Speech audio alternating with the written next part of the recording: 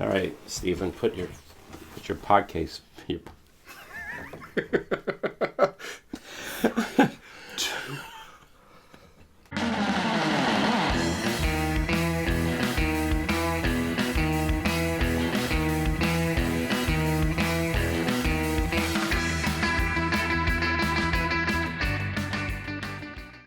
Hi everyone, this is Ray, or some of you might know me as Tiki With Ray, and today I'm in my tiki bedroom. I like to call it Tiki With Ray's Tiki Hideaway. All the way from Redmond, Washington is my good friend Steven, but you told me I should call you Steve. Either's fine. Either's fine. I will answer both. So I'm going to call you Either's fine for now. Steve, you have a podcast. I do. What's it called? It's called the BoneBat Show. It is a comedy and pop culture podcast that features independent music. Yep. Based right here in Seattle.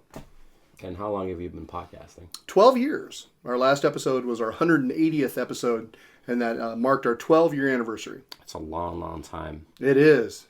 So what's your key to longevity and just keeping it going? You know, for us, I do the BoneBat Show with my best friend, Gordon Calkins. And we've been best friends since high school. I bet you, he's going to be watching this video, and I bet you, he better give me a shout-out. Shout-out completed. It'd be funny. Achievement unlocked. It'd be funny if, you didn't mention his name as well. So, yeah, I do the podcast by myself. So, as we moved apart, he is still based in California. And we kind of wanted a way to connect often, and we found ourselves, we were playing Halo once a week or once every other week and making fun of each other and shooting things like you do. Exactly. And I can't believe you're still playing video games. Yeah, well, you're too. Yeah. So it occurred to me, hey, I wonder if anybody would be interested in this. This seems pretty funny to me. Yeah. Our back and forth. And right about the same time that occurred, Kevin Smith's Smodcast came out, the first couple episodes. Yeah. And I'm an amateur musician, so at the time I was like, oh, I can do that. We've got the stuff to record. And so we started recording just a show. And we would reach out to our friends who had bands, feature their music, talk about, we call it multimedia triage, movies, books, CDs, video games, whatever we're into at the time. Yeah. And kind of cap it all off with what pisses us off that week. What pisses you off? And so that's sort of like the base template, and then that has grown and changed over the years. But that's kind of, we still do that essential thing. What pisses you off? A very, very positive podcast. Well, that's the thing. It's sort of universal. There's always something that pisses somebody off. And we've asked all kinds of celebrities and filmmakers and musicians. We always ask everybody that. The most often... So what pisses you off? Dumb podcasters asking me stupid questions. The number one thing's traffic, of course. Stupid drivers, we get that all the time. But then you get something really cool that you don't think about. Yeah. Like Jeffrey Combs from Reanimator. His was, why do some places you order a burger and they put the hot meat on top of the cold lettuce and tomato? It should be the other way around. They should put the cold stuff on top of the hot stuff so that it doesn't ruin the cold stuff. And he was the Reanimator. The guy. Yeah, it's Herbert West. Yeah, well, it makes sense. The guy, yeah. I just thought that's an awesome one. So, well, maybe he should look at himself and maybe he'll come to that. So we get a lot of really, fun ones that you wouldn't expect by asking that question. Dude, I'll tell you what. I remember the Reanimator. Mm-hmm. I mean, I remember seeing that back in the 80s. Yes. And I remember obviously there were always movies that you can go to the movies. And then I remember in the early 80s, the VCR came out. Yeah. And then VHS movies started popping up everywhere. You can go to video stores and you can go rent movies. And there's that section, right, at the video store. Horror. With the messed up covers. Evil Dead 2. Faces of Death. Crazy stuff. That, would you, I don't know. You'd be scared to almost watch that. No. At the time, I was a kid. We didn't even have a VCR. We had to rent one from the grocery store when we wanted to watch a movie at home. We didn't have a VCR yet. Did you have to rent a toaster to get toast? Or did you live where you rented appliances? Only if we had Pop-Tarts or something fancy. No, wait, Pop-Tarts are considered fancy. I'm kidding. Where are you from? Well, where I'm from, but you had to rent a VCR from the supermarket. That's how it was. Like when I was in high school. I remember there was always Gordon, my co-host. He was fancy. He had a VCR from day one. So there you go. Well, we were almost fancy because my dad decided to buy the Betamax. That's gotta hurt. And it's you funny. don't recover from a decision like that. And it's funny because it's like I remember back at the beginning, you would have a video store would have the beta version and the VHS of it, and you can choose. And then eventually, as the beta went away, you had no choice but to get a VHS, and then we did. But I just remember like all these horror movies that Pieces, Funhouse, The Reanimator, Texas Chainsaw Massacre, Evil Dead 2. All these movies that, like, I don't even know if they even came anywhere near where I lived. And I lived in the middle of Pennsylvania. Yeah. But I had access to all these horror films. Yeah. And that was my introduction to, like, the horror genre. Mm-hmm. Because I couldn't... Well, first of all, I mean, I was literally, like, a kid. Yes. And I wouldn't be able to talk, even if I could. Even if Texas Chainsaw Massacre was playing in the theater. Yeah, Mom's not going to... I'm not going to be like, hey, Dad, can you take me to the movies? Mom and Dad aren't going to agree to that one necessarily. Hey, so what do you want to go see, Raymond? Because that's what they call me, Raymond. Yeah. Texas Chainsaw Massacre. That's not going to No, the first movie, the first R-rated movie I saw was Psycho 2. I was supposed to be seeing something else, and they didn't card me, and we went into Psycho 2 and watched that. And so that was like sophomore in high school. Hey, yeah, dude, that was some edgy stuff, man. Which is funny because like the first Psycho would have been more gruesome. Like the first Psycho is very like that's a great movie. Yeah, and it's truly terrifying. You know, we actually went and saw it at Central Cinema here in Seattle last year. The original black and white Psycho. It was great. Oh my god, it was wonderful. Great experience. That's a great place to see movies.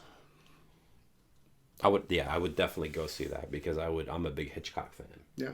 And hey, you want to know something cool? Yeah. So this is totally off topic. He's your uncle. Tonight, no, we were watching a little bit of Halloween H2O. Halloween. You remember that? It's like Halloween 7. So Jamie Lee Curtis is in it. She comes back, and Michael Myers is after her, of course. And Janet Leigh, her real mom, is in the movie as a teacher at her school. And she comes out and she said something to her like, I hope you don't mind that I'm going to be a little motherly with you, but I want you to be careful this weekend. It's a real mom. She walks away and goes and gets into this old-fashioned blue and white car, and the soundtrack goes, na na na na na na na na, like right from Bernard Herrmann's score, just for a moment. And it was the coolest thing. I love that little tip of the hat to Hitchcock and to Janet Leigh. It was just beautiful. And I didn't notice it the first time I saw Halloween H2O back in the day. It was just because I had seen Psycho last year that I was able to put those pieces together. Is Halloween like the first slasher movie? I don't think it's the first slasher movie. No. I would say, I want to say Black Christmas. Bob Clark's Black Christmas is often considered maybe the first one, I think. Okay. And probably somebody in the community can let me know if that's not right. But not long after you... And those were sort of also... There were the 70s Giallo films. Yeah. Things like Deep Red, Tenebrae, Suspiria. Those type of things were much earlier that had a knife-wielding psycho, often in black gloves. But then, in America, we started thinking of them as, of course, Friday the 13th, Halloween, all your big holidays. Well, I think what it is probably more like Suspiria. I know of that movie now, but I didn't know of that movie or any of those movies that you spoke of back in the 80s. I mean, like as a kid, I knew what was available, what was at the video store. Yeah, what was on the shelf there. Sure. And Fangoria. Right. And that was it. I mean, like, it was. That's the thing that I love about now. I mean, now you can pretty much get anything you want. What's your opinion of the famous monsters of Filmland?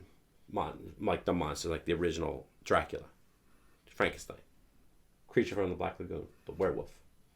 I think that's just all great. I really enjoy it.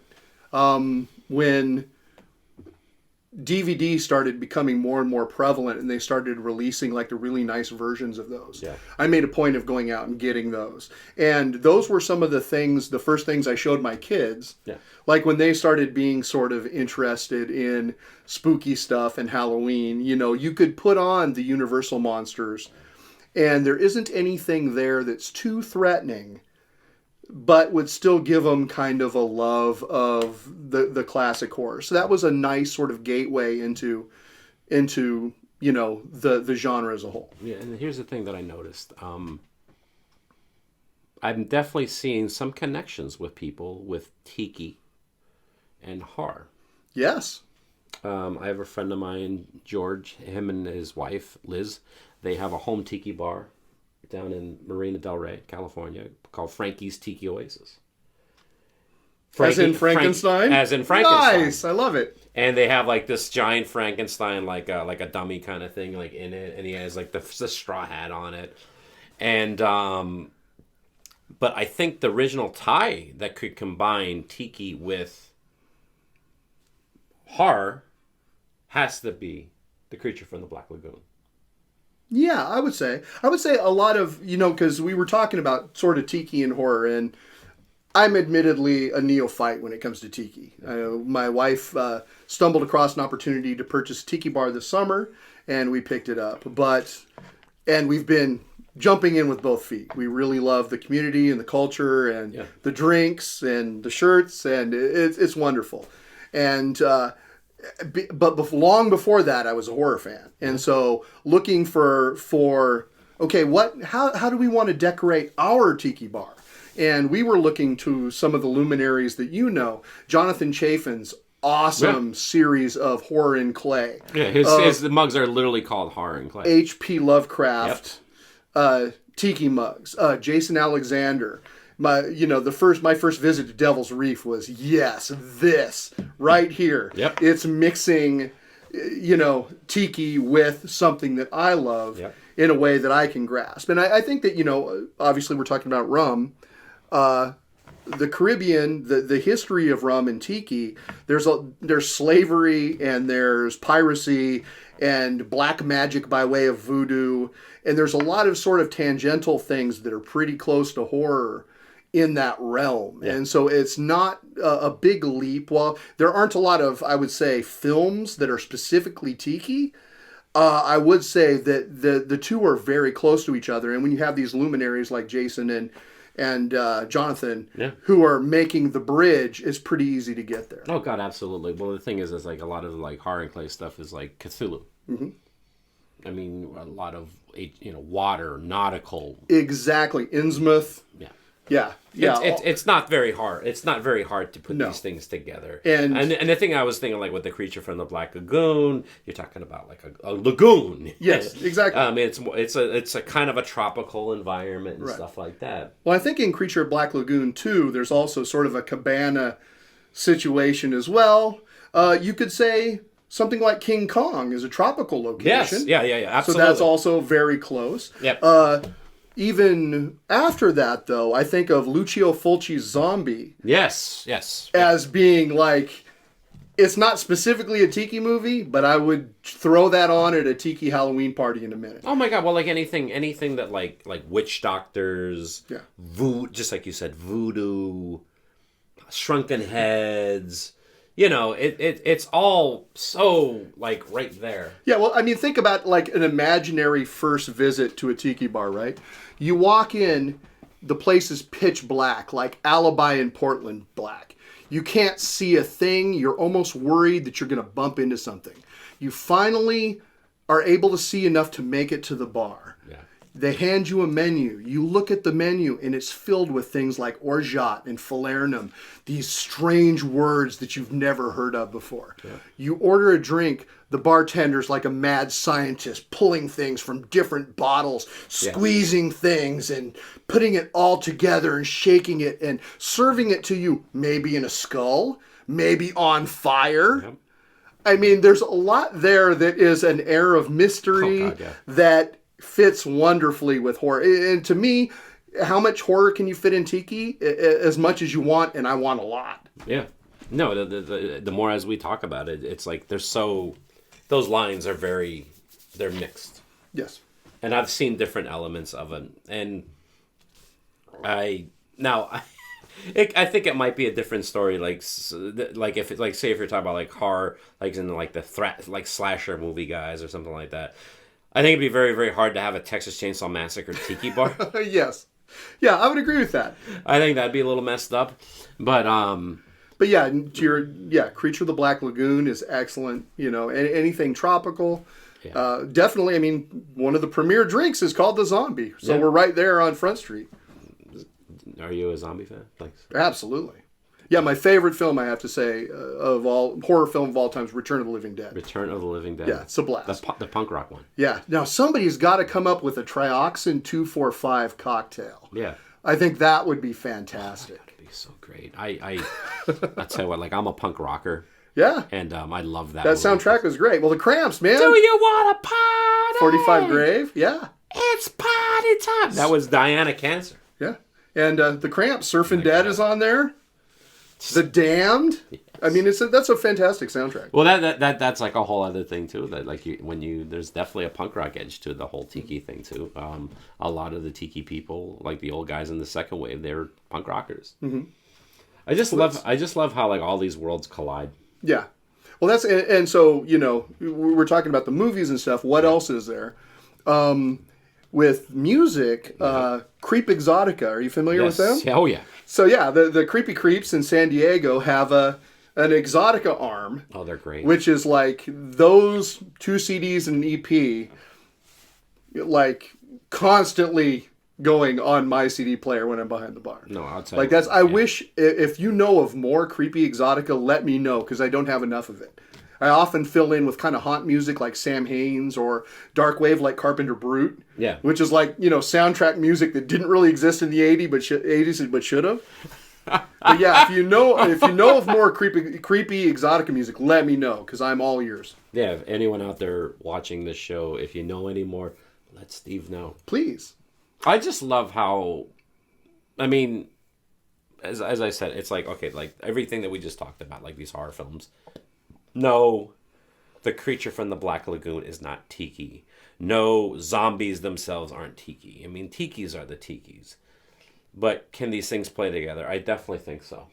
I agree. Well, there you go. Yeah. There's skulls and like. This is an artist named Derek Quinlan who makes these shirts for Creepy Co.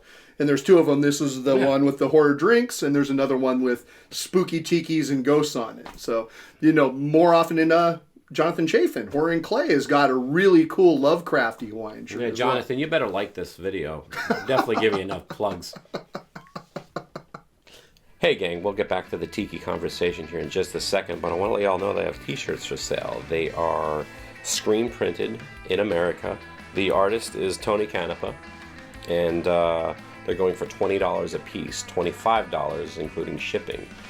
If you're interested in buying one, go to my website, tikiwithray.com, and then there's a tab that says buy a t-shirt. Click on there and just follow the prompts. So thank you very much. And let's get back to the tiki conversation now. The movie that fucked me up was Motel Hell. Oh, the farmers with the pig masks and burying people up to their necks in the garden. It's just the. I remember seeing that in Fangoria and being like, I don't know, like 6th grade or 5th grade, and being like, oh fuck no, putting the magazine back on the shelf. No, I gotta go find mom. I just found that movie to be disturbing. Like they buried them up to their necks, but then they like did something to their vocal cords so they couldn't make noise. Yeah, so they could just be like And then there was like this whole elaborate thing where they were watching like this like psychedelic thing, and then they just break their necks. But if you watch it now, it's totally cartoony with crazy green and red lights, and like it's the camera's like very over exaggerated. Yeah, it's nuts. I really honestly think though, still, the most disturbing horror film that I've seen is Texas Chainsaw Massacre. It's just a messed up movie. It is, but if you watch it now, they don't show anything. It doesn't matter. It doesn't matter. When she gets put on the hook, you don't see it. You never see anybody cut. Like the stuff that we've seen in the last 20 years is way worse than Texas Chainsaw Massacre. Well, how important is the gore to you then? I am a big fan of ridiculous, over-the-top gore. Like when something gets cut and a whole bucket of blood splashes down, that kills me. There's some shorts by a guy named Chris McEnroy from Texas. Bad Guy Number 2. You want to look this up. It's so funny. It's about this guy he's in the gang and he wants to be, right up against the boss, but bad things keep happening. It's so funny. He went on and did a film called Death Metal. About a cursed guitar. You would love this. And then his last one was We Summoned a Demon. Oh, God.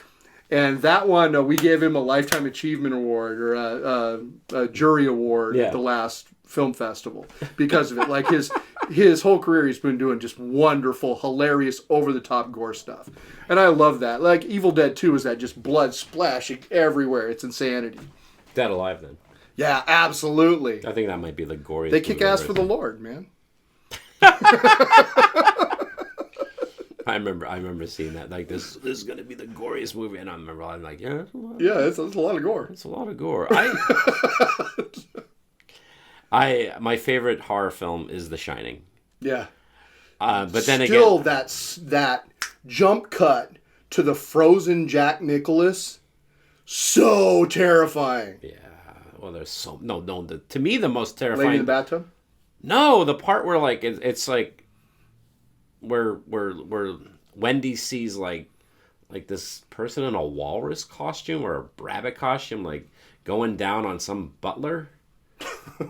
Like she's like rolling around. All of a sudden she sees like... That's weird because in the scariest moments of that film, I don't think of that, Ray. You have bunny issues, man. Maybe I do.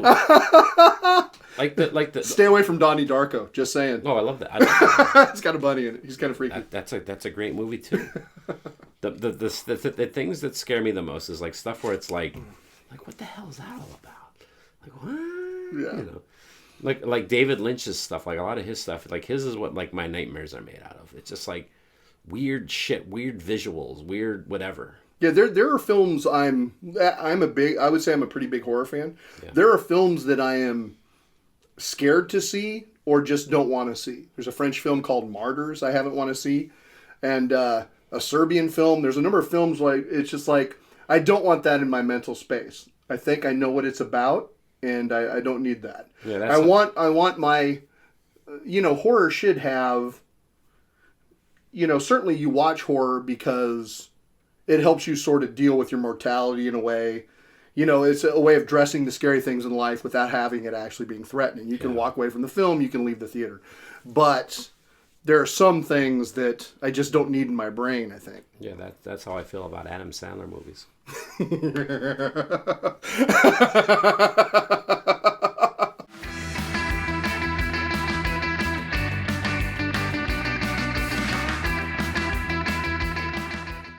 So on YouTube, it's like,